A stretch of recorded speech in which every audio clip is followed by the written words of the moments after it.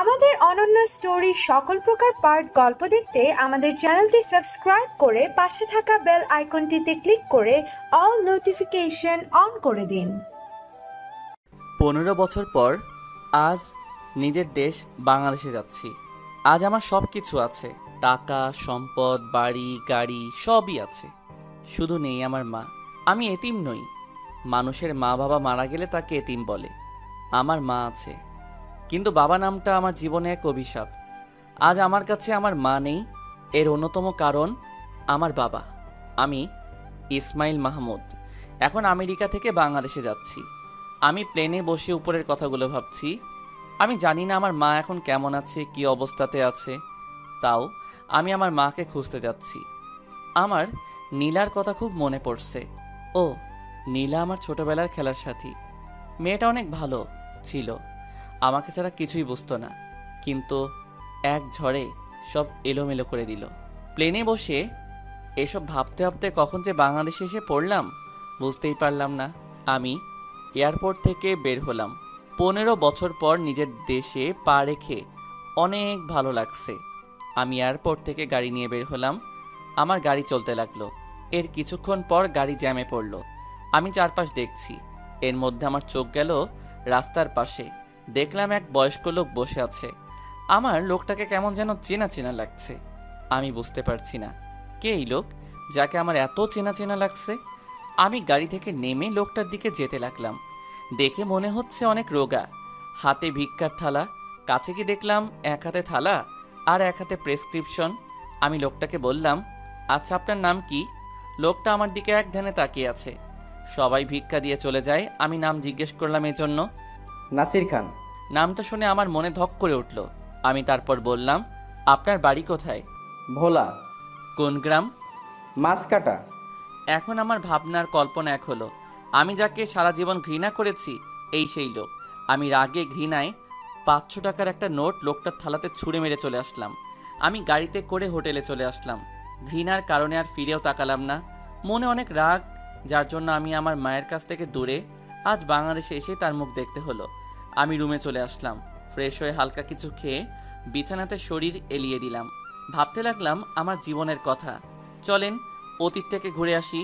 আজ থেকে 17 বছর আগে আমার জন্মদিনের রাতে আমি মা বাবার জন্য অপেক্ষা করছি। প্রতি জন্মদিনে বাবা আমাকে অনেক খেলনা আনতো, আরও অনেক কিছু, কিন্তু সেদিন রাতে বাবা আমার জন্য কিছু আনলো না। বাবা আনলো এক মহিলাকে, তাও বিয়ের সাজে। আমার তখন 8 বছর। আমি বেশি কিছু বুঝতাম না, তবে আমার মায়ের দিকে তাকিয়ে দেখলাম তার চোখ দিয়ে পানি পড়ছে। আমি বাবাকে, বাবা আমার খেলনা কই? বাবা কিছু না বলে ওই মহিলাকে নিয়ে আমাদের বাসার এক রুমের ভিতরে চলে গেল। মা কিছু বলছে না, চেয়ারে বসে শুধু চোখের পানি ছাড়ছে। আমি মাকে বললাম, মা তুই কাঁদছো কেন? আর বাবা আমার জন্য খেলনা আনলো না কেন? মা কিছু না বলে আমাকে ধরে হু হু করে কেঁদে দিলেন। আমি কিছুদিন ধরে দেখতাম বাবা মার সাথে অনেক খারাপ আচরণ করে, আর কিছু হলেই বাবা মাকে মারে। আমার অনেক খারাপ লাগতো এসব দেখে। আমার জীবন সম্পূর্ণ বদলে গেল। আমাকে আর মাকে বাবা এখন আর দেখতেই পারে না। আমার মা সারাদিন বাসার সব কাজ করে, কাজের মহিলার মতো সব কিছু রান্না করত। কিন্তু আমার বাবার দ্বিতীয় স্ত্রী আমাদের 3 বেলার খাবার 2 বেলা দিত। মা নিজের খাবার রেখে আমাকে খাওয়াতো। বাবা এসব কিছুই বলতো না, কিছু হলেই আমার মাকে মারতো। বাবার দ্বিতীয় স্ত্রীর কথা শুনে আমাকেও মারতো বাবা। আমি অনেক কান্না করতাম মার কাছে যেয়ে। হঠাৎ একদিন মা রান্নার কাজ করতেছিল, আমি বাহিরে খেলছিলাম, তখনই আমার হাতের ধাক্কা খেয়ে একটা গ্লাস পড়ে ভেঙে গেল। বাবার দ্বিতীয় স্ত্রী এসে দেখলো গ্লাস ভেঙে গেছে, তাই আমাকে একটা চড় মারলো। তখনই আমার মা রান্নাঘর থেকে চলে আসলো। কি হয়েছে রূপা, ওকে মারছো কেন? আসলে বাবা দ্বিতীয় স্ত্রীর নাম ছিল রূপা। মারছি বেশ করছি, গ্লাস ভেঙেছে কেন? ও তো ছোট, হয়তো বুঝতে পারেনি, হাতে লেগে পড়ে গেছে, তাই বলে তুমি ওকে মারবে? কি আমার মুখে মুখে কথা, আবার আমার নাম ধরে বলিস? তুমি আমার সতীন, তুমি সব করতে পারো, কিন্তু আমার ছেলেকে মারতে পারো না। কি এত বড় কথা? আমি মারবো, 100 বার মারবো, দেখে তুই কি করিস। এই বলে রূপা আমার দিকে এগিয়ে আসে। আমাকে প্রথমে থাপ্পড় মারার কারণে আমি কান্না করছিলাম, আর আমাকে মারতে আসা দেখে মা আমাকে তার পিছনে নিয়ে নেয়। কিন্তু রূপা থামে না, সে আমার মায়ের সাথে জোরাজোরি করতে থাকে। এইরকম কিছুক্ষণ চলতে থাকে। এক সময় ওই মহিলা আমাকে মায়ের পিছনে এসে মারতে শুরু করে। আমার মা এইসব দেখে আর থাকতে পারে না, ওই মহিলাকে একটা থাপ্পড় মারে। মহিলা দূরে পড়ে যায়। মা আমাকে কোলে নেয়। তুই আমাকে মারলি, এর ফল ভালো হবে না, দেখে নিস। এর জন্য তোকে কঠিন শাস্তি পেতে হবে। যা যা। রূপা নামের মহিলা তার রুমে চলে গেল। আমি অনেক ভয় পেয়েছিলাম, কিন্তু জানতাম না যে আজ আমার জীবনের কঠিন সময় শুরু হয়ে গেল। রাতে বাবা বাসায় এসে রূপার রুমে গেল। রূপা বাবাকে কি যেন বলল। আমি মায়ের পাশে শুয়েছিলাম, মা আমাকে গল্প বলছিল। তখনই বাবা রুমে আসলো। এসেই কিছু না বলে মাকে মারতে লাগলো। আমি ভয়ে কান্না করতে লাগলাম। বাবা মাকে কিছু বলার সুযোগ না দিয়ে বেধড়ক মারতে লাগলো। এরপর নিজের বেল্ট খুলে মাকে মারতে লাগলো, চুলের মুঠি ধরে পিটাতে লাগলো। মা ব্যথায় চিৎকার দিয়ে কান্না করতে থাকলো আর ছেড়ে দিতে বলল, কিন্তু বাবার কানে সেই চিৎকার যেন গেল না। সে মাকে মারতেই লাগলো। আমি বাবাকে বলতে লাগলাম, বাবা মাকে ছেড়ে দাও, বাবা মাকে ছেড়ে দাও। বাবা আমাকে 2টা থাপ্পড় দিয়ে আমাকে আর মাকে ধরে দরজা খুলে বাহিরে ছুঁড়ে ফেললো। তুই রূপাকে মারতে চাস? জানিস না রূপা আমার জান? তুই চলে যা, তোর বাসায় ডিভোর্স লেটার পাঠিয়ে দিব। তুই নাসির খানের ভালোবাসাকে মারতে চেয়েছিস। আমি তাকে মারতে চাইনি, সে আমার ছেলেকে মেরেছে, তাই আমি রাগে তাকে একটা থাপ্পড় দিয়েছি, কিন্তু আমি তাকে মারতে চাইনি। আমাকে বের করে দিও না। তোমার ছেলেও, ওকে নিয়ে আমি কোথায় যাব? পিছন থেকে, মিথ্যা বলছে ও, আমাকে মারতে চেয়েছে। চলে যা তুই, আর কোনোদিন আমার সামনে এবং আমার বাড়ি আসবি না। আমাকে বের করে দিও না। আমি তোমার ঘরের এক কোণাতে পড়ে থাকবো, আমি কোনোদিন কিচ্ছু বলবো না। তবুও তুমি আমার ছেলে আর আমাকে বের করে দিও না। সেদিন মা অনেক কাকতি মিনতি করেছিল, কিন্তু বাবার মন গলেনি। সে আমাদের মুখের উপরে দরজা বন্ধ করে দেয়। আমার বাবা ছিল মাসকাটা গ্রামের একমাত্র ধনী। বাবার অনেক টাকা ছিল আর ছিল অনেক ক্ষমতা। কেউ কিছু বলতে পারতো না বাবাকে। আমার নানা বাড়ি ছিল পাশের গ্রামে। সেই রাতে মা আমাকে নিয়ে কান্না করতে করতে নানার বাসায় চলে যায়। চলুন এবার বর্তমানে ফিরা যাক। আমি শুয়ে শুয়ে এসব কথা ভাবছিলাম আর আমার চোখ দিয়ে পানি পড়ছিল। এর মধ্যে রুমের দরজাতে কে যেন নক করলো। আমি দরজা খুলে দেখলাম আমার খাবার নিয়ে এসেছে। আমি খাবার রেখে লোকটাকে বিদায় করে দিলাম। আমার খেতে ইচ্ছে করছে না। আমি হালকা কিছু খেলাম। অলরেডি রাত হয়ে গেছে। আমি বিছানাতে ঘুমাতে গেলাম। যেই বাবা আমার অনেক ধনী ছিল, যার অহংকার ছিল আকাশচুঙ্গী, তার আজ কী অবস্থা আমি দেখলাম। ভাগ্যের কি নির্মম পরিহাস। আমাকে আর মাকে কষ্ট দিয়ে বাবা সুখে থাকতে পারিনি। বাবার অহংকার আজ মাটিতে মিশে গেছে। তাকে আজ পথের ভিখারি বানিয়ে দিয়েছে। অতীত, আমি আর মা সেদিন নানা বাড়ি চলে গেছিলাম। মা মামাকে সেদিন সব খুলে বলেছিল। মামার মন অনেক খারাপ হয়ে গেল, কারণ তার একটাই বোন, আর তার সাথে এই ঘটনা। কি করবে মামা ভেবে পাচ্ছিল না। এরপর অনেকবার মামা আমার বাবার কাছে গিয়েছিল, কিন্তু প্রতিবার বাবা মামাকে অপমান করে পাঠিয়ে দিত। এর কিছুদিন পর বাবা মাকে ডিভোর্স লেটার পাঠিয়ে দিল। সেদিন মা কিছু বলেনি, শুধু একদিকে তাকিয়েছিল। আমি ভাবতে লাগলাম, যেই বাবার আগে প্রচুর টাকা ছিল, সে আজ কীভাবে পথের ভিখারি। খুব জানতে ইচ্ছে করছে আজ তার রূপা কই, যার জন্য আমার মাকে ছুঁড়ে ফেলেছিল। আবার ভাবলাম, যতই খারাপ হোক, সে আমার জন্মদাতা পিতা। কিছু ভাবতে পারছি না। এইসব কথা চিন্তা করতে করতে ঘুমিয়ে পড়লাম। সকালের পাখির কিচিরমিচির শব্দে আমার ঘুমটা ভেঙে গেল। আমি উঠে পড়লাম, হালকা কিছু নাস্তা করে বের হলাম। উদ্দেশ্য সেই জায়গা যেখানে আমার বাবাকে দেখেছি গতকাল রাতে। অনেক ভেবেই সিদ্ধান্ত নিয়েছি আমি বাবার কাছে যাব। সে যতই খারাপ হোক, তার সেই ভিখারি অবস্থাতে দেখে আমার অনেক খারাপ লেগেছে। আমি কালকে সেই জায়গায় চলে গেলাম, কিন্তু আজ সেখানে বাবাকে দেখতে পেলাম না। কিন্তু তার জায়গায় অন্য একজনকে বসে থাকতে দেখলাম। আমি তার কাছে গিয়ে বললাম, আচ্ছা, কালকে এখানে এক লোক বসে ভিক্ষা করছিল, আপনি তো তার পাশে ছিলেন, সে আজ আসেনি? আপনার নাসির ভাইয়ের কথা কইতাছেন? হ্যাঁ। লোকটা এক বড় নিঃশ্বাস নিয়ে বলল, আহারে, আজকে সকালবেলা নাসির ভাই মারা গেছে। জানেন, অনেক ভালো লোক আসিল। লোকটা অনেক বড় অসুখ হয়েছিল, কি জানি মনে করতে পারছি না। হ্যাঁ, বিলাট কি জানি। আমি কিছু বলতে পারছি না। যে বাবার প্রতি আমার এত ঘৃণা, আজ তার মৃত্যুতে আমার অনেক খারাপ লাগছে। নিজের অজান্তেই চোখ দিয়ে পানি পড়ছে। জানেন, সাহেব নাসির ভাই জীবনে এক ভুল করেছিল। সে তার বউ বাচ্চাকে তার দ্বিতীয় বইয়ের কথা শুই না ঘর থেকে বাইর কইরা দেয় আর তালাক দিয়া দেয়। কিন্তু সে জানতো না তার দ্বিতীয় বউ একটা রক্তচোষা শয়তান। তার দ্বিতীয় বউ নাসির ভাইয়ের সব সম্পদ নিয়ে নেয় এবং তাকে তালাক দিয়ে অন্য বেডার লগে বিয়ে বয়। নাসির ভাই নিজের ভুল বুঝতে পারে। তারপর সে তার বউ বাচ্চাদের আনতে যায়। যাইয়া শুনতে পায় তার বউয়ের আবার বিয়া হইছে। সে আর কিছু করে না, কারণ তার বউয়ের সামনে যাওয়ার মুখ হারাইয়া ফেলছে। আমি শুধু শুনছি তার কথা, কিছু বলছি না। আমার চোখ দিয়ে পানি পড়ছে। নাসির ভাই তার শালার কাছে অনেকবার তার প্রথম বউয়ের ঠিকানা চাইছে, কিন্তু সে তা দেয় নাই। তাই সে ঢাকা চইলা আহে আর আমাগো লগে থাকে। আজ থেকে 16 বছর আগে নাসির ভাই আমাগো এখানে আহে। তারপর সে এখানেই থাকছিল, কিন্তু কিছুদিন ধইরা সে অনেক অসুখে ভুগছিল। ডাক্তারের কাছে যাইয়া জানতে পারলো তার ব্লাড ক্যান্সার হয়েছে, আর আজ সে মারা গেল। বাবার কথা শুনে আমার যত রাগ ছিল তার প্রতি সব শেষ হয়ে গেল। আচ্ছা, আমাকে তার বাসায় নিয়ে যেতে পারবেন? পারুম না কে, আমার লগে আহেন। আমি লোকটার সাথে গেলাম। এক বস্তিতে নিয়ে গেল আমাকে। আমার বাবা এখানে থাকতো। আমাকে একটা ছোট ঘরের সামনে নিয়ে গেল। এখানে নাসির ভাই থাকতো। আমি ভিতরে গেলাম। ঘরের ভিতরে যেতেই সামনে দেয়ালে দেখলাম আমার ছোটবেলার একটা ছবি, আর তার পাশে মা। আমি ছবিটা দেখে নিজেকে ঠিক রাখতে পারলাম না, হাউমাউ করে কান্না করে দিলাম। বাবা আমাদের অনেক ভালোবাসতো, এই ছবি তার প্রমাণ। আমি ছবিটা নিয়ে অনেকক্ষণ কান্না করে বাহিরে আসলাম। তারপর বাবার কবরের কাছে গেলাম। বাবা তার নিজের পাপের শাস্তি পেয়েছে। আমার মায়ের সাথে করা অন্যায়ের ফলে বাবাকে বিনা চিকিৎসাতে মরতে হয়েছে। আমি কিছুক্ষণ সেখানে থেকে আমার গাড়ি করে রুমে চলে আসলাম। জানি না আমার মা এখনও কি সেখানে আছে। আমার মাকে নিতে যেতে হবে, কারণ মা আমার জীবনের সব। আমি মায়ের কাছে যাব। আমি মাকে একবারে আমার কাছে নিয়ে আসব। পরের দিন আমি সিদ্ধান্ত নিলাম আমি মণিপুর গ্রামে যাব আমার মাকে খুঁজতে। জানি না কিভাবে আছে আমার মা। আজ থেকে 15 বছর আগে আমি চলে এসেছিলাম মণিপুর গ্রামে। মণিপুর গ্রামে আমার নানার বাড়ি। যেই গ্রামটি ছিল মাসকাটা গ্রামে পাশেই। বাবা তার শাস্তি পেয়েছে, হয়তো একটু বেশি পেয়েছে। শেষ সময়ে বিনা চিকিৎসাতে মারা গেছে।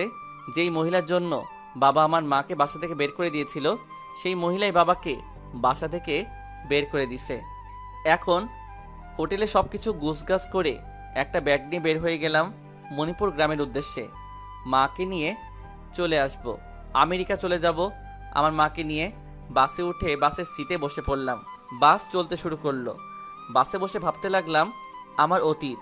বাবা যখন আমাকে আর মাকে বাসা থেকে বের করে দেয়, সেদিন রাতে বেলা মা আমাকে নিয়ে মণিপুর গ্রামে আমার মামা বাড়ি চলে আসে।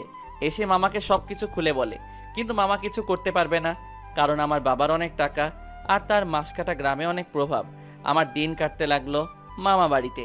আসলে আমার মায়ের এক বড় ভাই, আর আমার মামাই হলো তার সংসারের প্রধান কর্তা। মামা আমাদের অনেক ভালোবাসতো। মামা আমার বাবার কাছে অনেকবার গিয়েছিল, কিন্তু কোনো লাভ হয়নি। বাবা আমাকে দূর দূর করে তাড়িয়ে দিয়েছিল। শেষে বাবা মাকে ডিভোর্স দিয়ে দেয়। সেদিন মা অনেক কেঁদেছিল, আমিও মায়ের সাথে কান্না করেছিলাম। আসলে মা কান্না করলে আমিও কান্না করতাম। এভাবে 2টা মাস কেটে গেল। এর মধ্যে আমি আর আমার মা আমার মামির চোখের শুল হয়ে গেলাম। আসলে মামি আমাদের সহ্য করতে পারতো না। মামার এক ছেলে এক মেয়ে ছিল। মামার ছেলে কিছু হলেই আমাকে মারতো। মামি অনেক কথা বলতো আমার মাকে, মা কিছু বলতো না, শুধু রুমে কান্না করতো। আসলে নানা মারা যাবার পরে মামাই নানার সব কিছু দেখাশোনা করত। মামার ছোট একটা দোকান ছিল, সেই দোকান দিয়ে সবার খরচ সামলানো অনেক কষ্টকর। আমার মায়ের চেহারা অনেক সুন্দর ছিল, তাই মায়ের বিয়ের জন্য অনেক প্রস্তাব আসতো, কিন্তু মা আমার জন্য বিয়ে করতে রাজি হচ্ছিল না।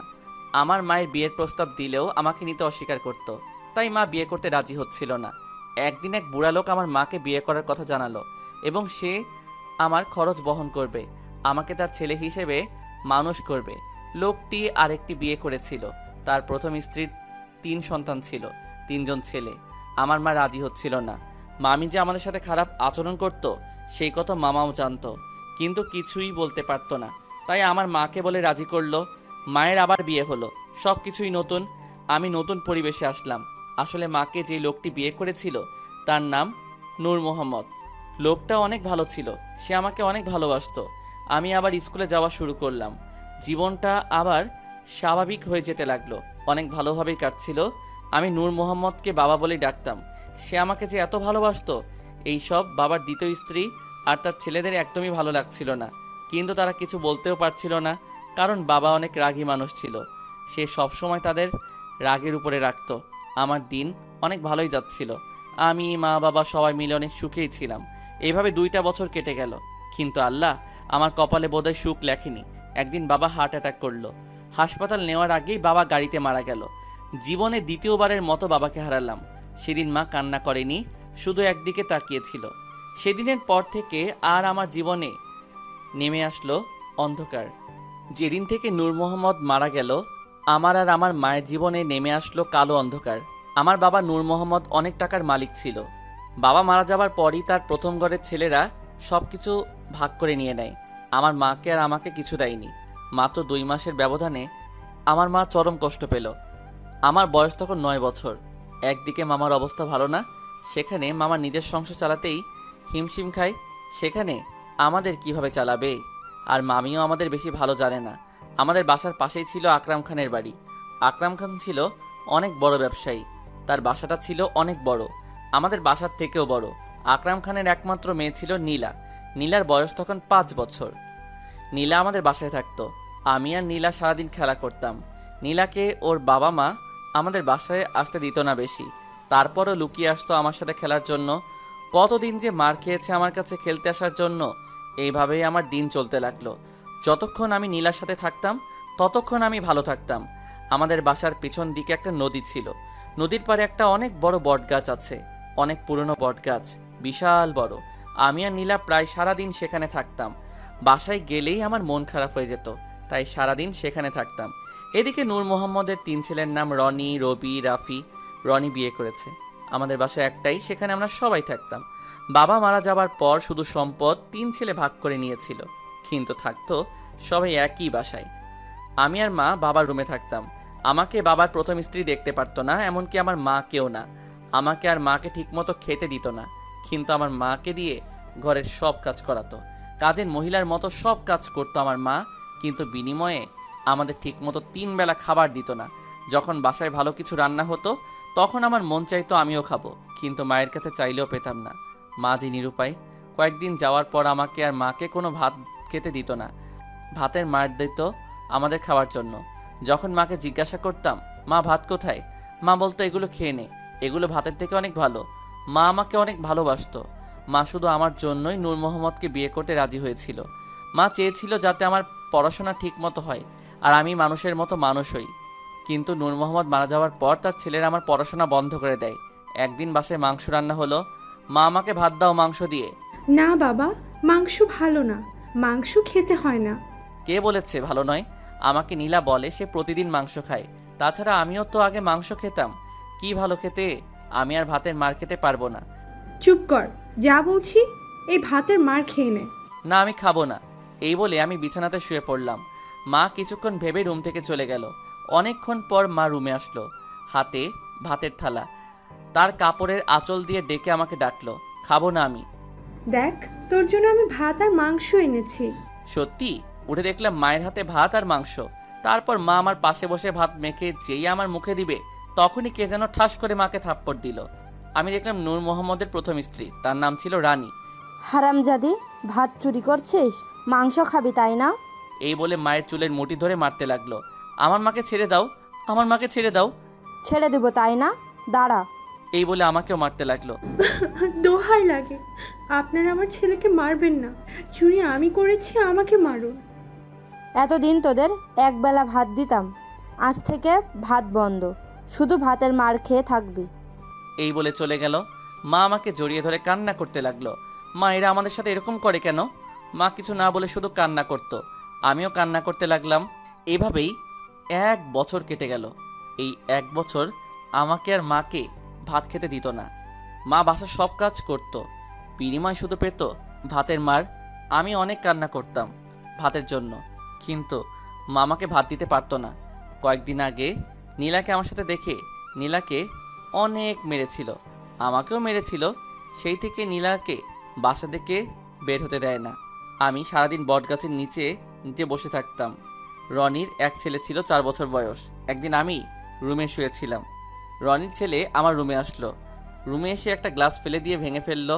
আমার মাথা গরম হয়ে গেল। গ্লাসটা আমার অনেক প্রিয় ছিল। আমি একটা থাপ্পড় দিলাম, রনির ছেলে পড়ে গেল। পরে গ্লাসের কাচ শরীরের অনেক জায়গায় ঢুকে গেল। অনেক রক্ত বের হতে লাগলো। আমি রক্ত দেখে অনেক ভয় পেয়ে গেলাম। রনির ছেলেকে ধরেছি বলে একদিন আমাকে অনেক মেরেছিল, আর আজ তো রক্ত বের হয়ে গেল। আমি আর কিছু না ভেবে দৌড় দিয়ে বাড়ি থেকে বের হয়ে গেলাম। আমি দেখলাম পিছনে রনির ভাই রবি আসছে। আমি কোনো দিকে না তাকিয়ে জোরে দৌড়াতে লাগলাম।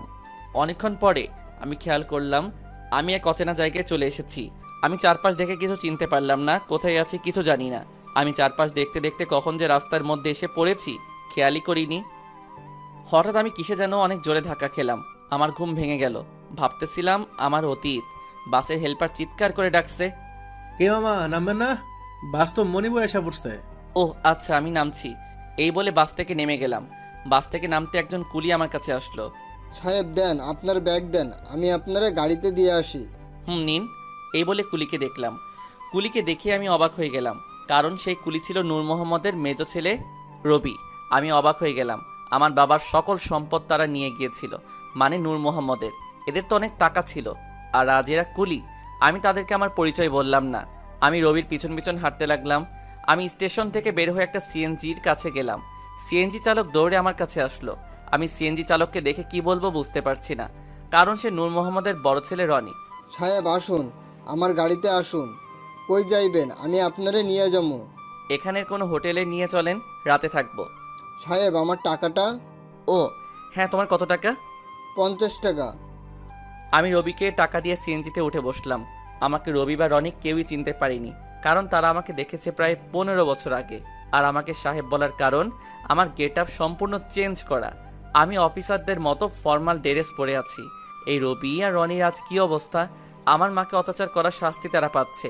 তাদের অবস্থা আজ নিম্ন শ্রেণীর। সিএনজি করে এক হোটেলে আসলাম।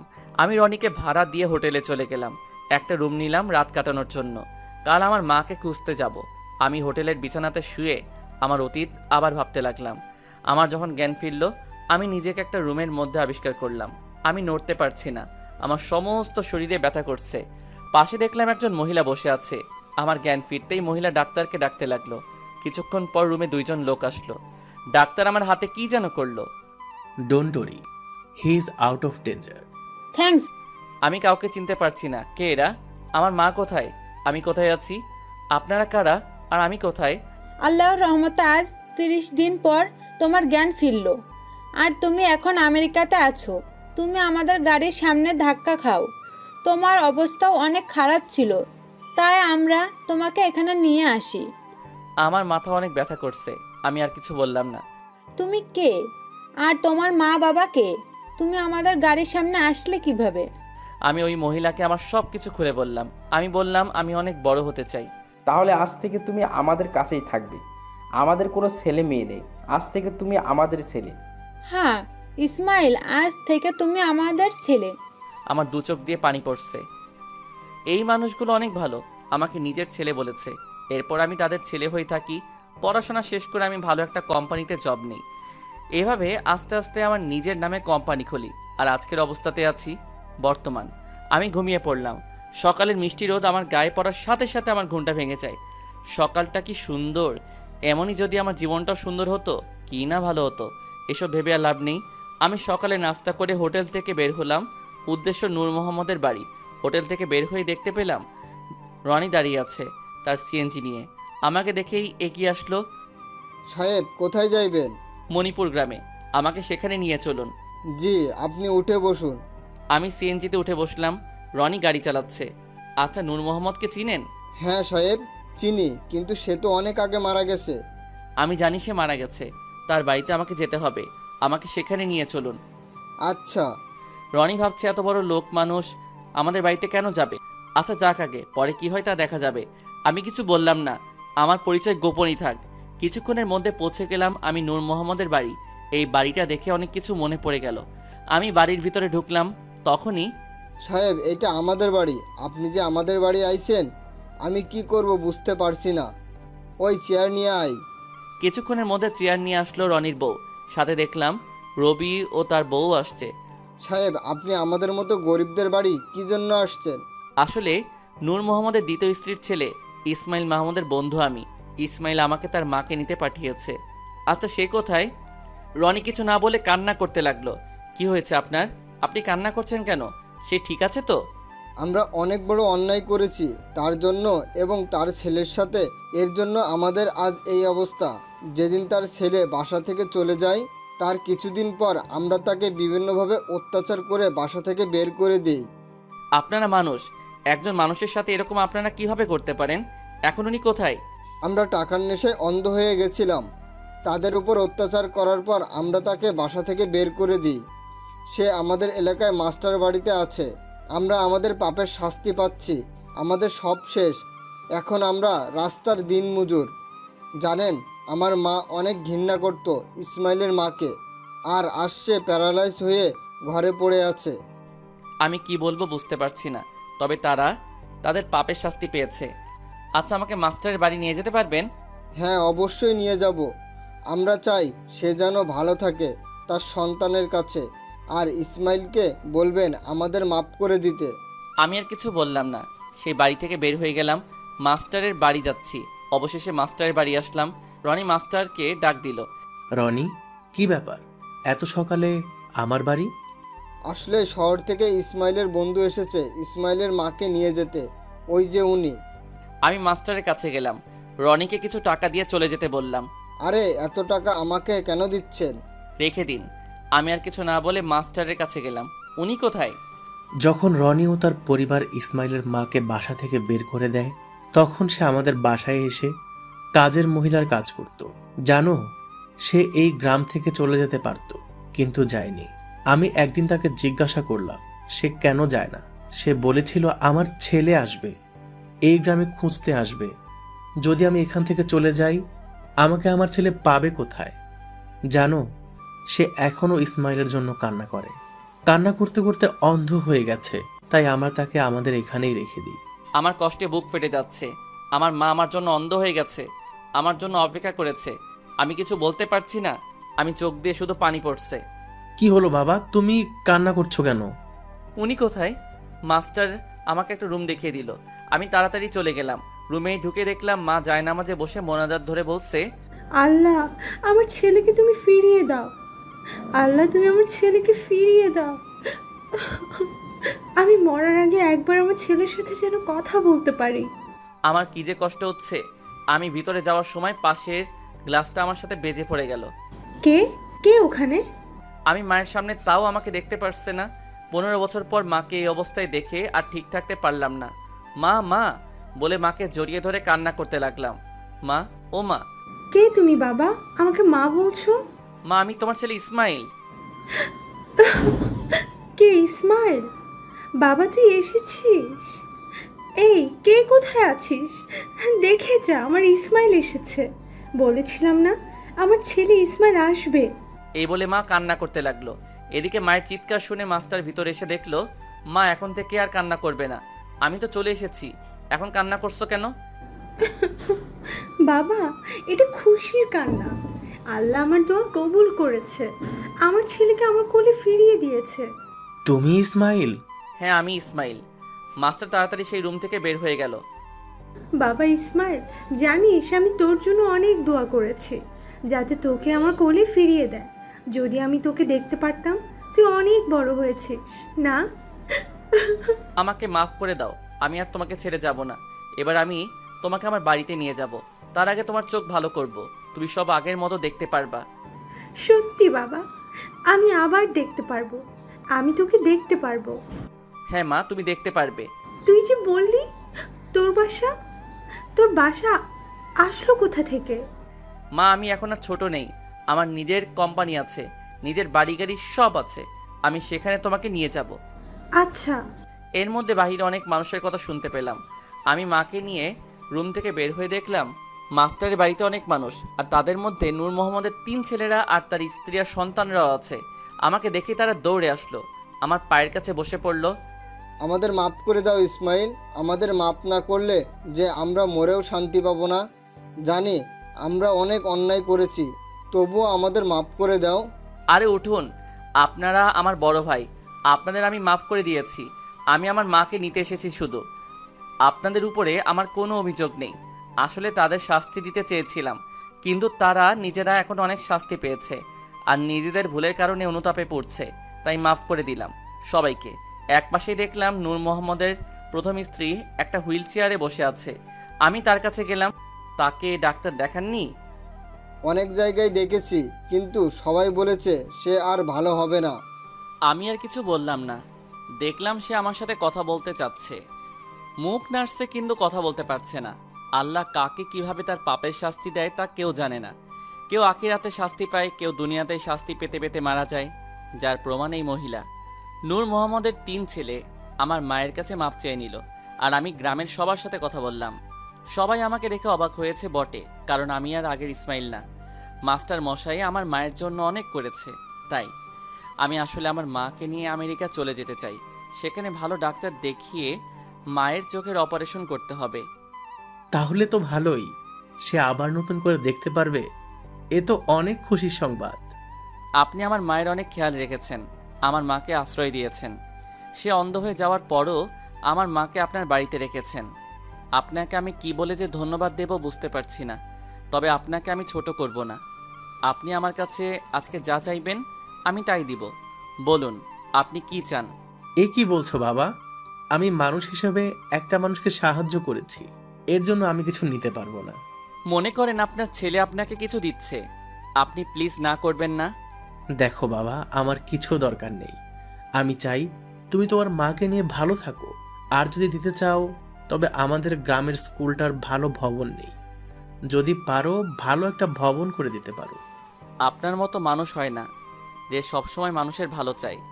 আমি স্কুলের জন্য নতুন ভবন করে দিব। আল্লাহ তোমার ভালো করুক। আমি এরপর সবার সাথে কথা বললাম, এক এক করে সবাই চলে গেল। আমি বিকালবেলা এলাকাটা ঘুরতে বের হলাম। 15 বছর পর এই এলাকাতে আসলাম। আমি নদীর দিকে যাচ্ছি আর মনে মনে নীলার কথা ভাবছি। কতই না ঘুরেছি এই রাস্তায়। সেই ছোটবেলা আমাকে অনেক মারতো নীলার বাবা আকরাম খান। আমি নীলার সাথে খেলতাম বলে অনেক অপমান করত, ছোট লোক বলে গালি দিত, আর নীলাকেও আটকে রাখত। নীলা এখন হয়তো 2 বাচ্চার মা হয়ে গেছে। গ্রামের মেয়ে তো। আমি সেই নদীর পাড়ে চলে আসলাম। আমার ছোটবেলার খেলার স্থান বটগাছটার কাছে আসতে দেখলাম কেউ একজন বটগাছের নিচে বসে আছে, সাদা কাপড় পরে। সে অন্যদিকে ঘুরেছিল, তাই আমি তার মুখ দেখতে পারছিলাম না। আমি একটু কাছে গিয়ে, কে ওখানে? মেয়েটা মনে হলো চমকে গেল, তাড়াতাড়ি ঘুমটা ভালো মতো দিয়ে সেখান থেকে দৌড়ে চলে গেল।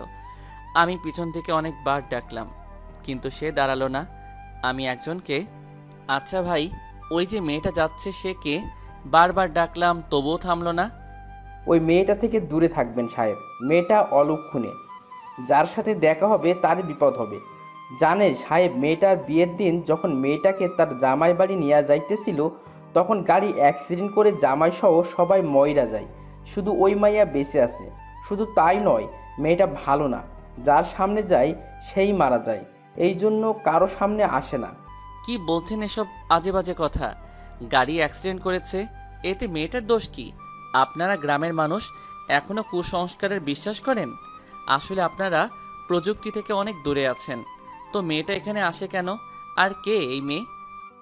মেয়েটা হলো আকরাম খানের মেয়ে, আর মেয়েটা প্রতিদিনই এখানে আসে। কি? আকরাম খানের মেয়ে? নীলা নাম ওর? হ্যাঁ। আমি এবার সব বুঝতে পারলাম, মেয়েটা নীলাই ছিল। নীলার জীবনেও অনেক করুণ কাহিনী ঘটে গেছে। না, নীলা এখানে এসে বসে থাকতো। নীলার আমাকে মনে আছে, আর আমি স্বার্থপরের মতো নীলাকে ভুলে গেলাম। ছি, আমি এটা কিভাবে করলাম? আমাকে নীলার কাছে যেতে হবে, নীলাকেও আমার সাথে নিয়ে যাব। আচ্ছা, আকরাম সাহেবের বাসা কোথায়? সামনে গিয়ে বাঁদিকের প্রথম বাড়িটা। আমি কিছু না বলে তাড়াতাড়ি যেতে লাগলাম। আমি নীলাদের বাড়িতে যেয়ে অবাক হয়ে গেলাম। আকরাম খানের বাড়ি এখন ভাঙা, চোরা কাঠের তৈরি।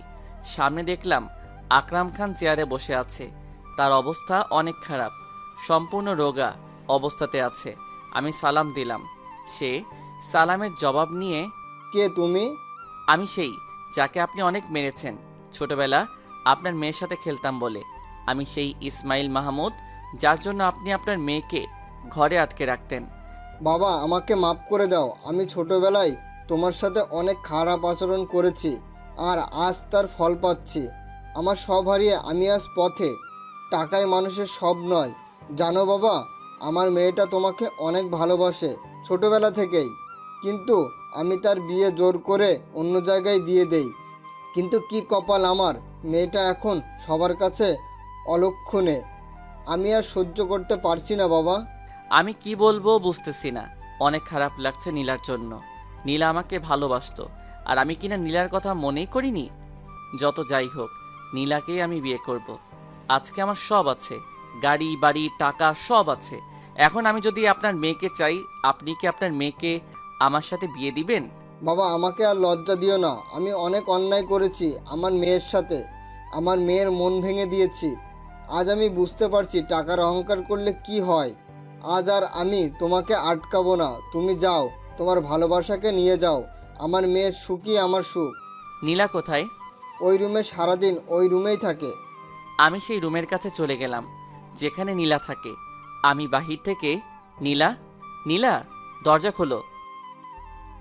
নীলা, আপনি এখান থেকে চলে যান। আমি আপনার সামনে আসলে আপনার ক্ষতি হবে। আমি অপয়া। তুমি সবার কাছে যা খুশি তাই হও, কিন্তু আমার কাছে আমার ছোটবেলার সেই খেলার সাথী, যে কিনা আমার সাথে সারা দিন থাকতো, আমার সাথে খেলতো, আমার সাথেই দুষ্টামি করত। কি হলো নীলা, কথা বলো, বাহিরে এসো। আপনি কেন বুঝতে পারছেন না? আমি অপয়া। আমি আপনার সামনে আসলে আপনার ক্ষতি হবে। তুমি আসবে না? আচ্ছা, আমি 5 পর্যন্ত বলবো। এর মধ্যে যদি তুমি রুম থেকে না আসো, তাহলে আমি নিজের হাত কেটে ফেলবো। প্লিজ এসব করবেন না। আমি আসতে পারবো না। 1, প্লিজ 2, প্লিজ কিছু করবেন না। 3। আমি 3 বলার সাথে সাথে দরজা খুলে বাইরে এসে আমার হাত থেকে ছুরি নিয়ে আবার রুমে ঢুকে গেল। কিন্তু আমি এবার নীলার সাথে ওর রুমে ঢুকে পড়লাম। দেখলাম নীলা বিছানায় বসে কান্না করছে। কি টানা টানা চোখ, সাদা শাড়িতে একদম সাদা পরীর মতো লাগছে। অনেক কান্না করেছে, চোখ সম্পূর্ণ লাল হয়ে রয়েছে। আমি নীলার কাছে গেলাম। নীলা, আমি তোমাকে এত ডাকলাম, তুমি না শুনে কেন চলে আসলা? আমি অনেক আগেই জেনেছি আপনি এসেছেন, কিন্তু যাইনি আপনার ক্ষতি হবে বলে। আর আমি আপনার কোনো ক্ষতি চাই না। আমাকে অনেক ভালোবাসো তাই না? তোমাকে ভালোবাসার একটু সুযোগ দিবে। ছোটবেলায় খেলার কথা যখন মনে পড়তো, তখন তোমার কথা মনে পড়তো। যখন একটু বড় হলাম, বুঝতে পারলাম আমি তোমাকে অনেক ভালোবাসি। হবে কি আমার বাকি জীবন চলার সাথী? নীলা অবাক হয়ে তাকিয়ে আছে, হয়তো ভাবতেই পারছে না। শুধু নীলার 2 চোখ দিয়ে পানি পড়ছে। আমি জানি এগুলা দুঃখের কান্না নয়, সুখের কান্না। এত বছর পর ভালোবাসার মানুষকে পাওয়ার কান্না। আমি অপয়া, আপনাকে বিয়ে করতে পারবো না। এতে আপনার ক্ষতি হবে। চুপ, আর একবার এই কথা বলবে না। আমি তোমাকে নিয়ে বাঁচতে চাই, তা যদি হয় 1 দিন বা 1 মিনিট। নীলা, আমি তোমাকে অনেক ভালোবাসি। চলো আমার সাথে, যেখানে এই লোক থাকবে না, থাকবে না কোনো সমালোচনা। আমি আমার মাকে আর তোমাকে নিয়ে আবার আমেরিকা চলে যাব। নীলা কিছু না বলে আমাকে জড়িয়ে ধরে কান্না করতে লাগলো। আমিও আপনাকে অনেক ভালোবাসি। যখন থেকে বুঝতে শিখেছি, তখন থেকে আমার মনে শুধু আপনি আছেন। আমার আজ অনেক ভালো লাগছে। নিজের মাকে ফিরে পেলাম ছোটবেলার খেলার সাথী আর ভালোবাসাকে। আমি 2 দিন পর নীলাকে বিয়ে করলাম। তার 1 দিন পরই আমি, মা আর নীলা আমেরিকা চলে গেলাম। সেখানে মায়ের চোখের চিকিৎসা করালাম। মা আবার দেখতে পেল আমাদেরকে। অবশেষে আমার সব সুখ খুঁজে পেলাম। আমি জীবন, আমার পালক বাবা মা, নিজের মা আর নীলাকে নিয়ে অনেক সুখে শান্তিতে কাটছে।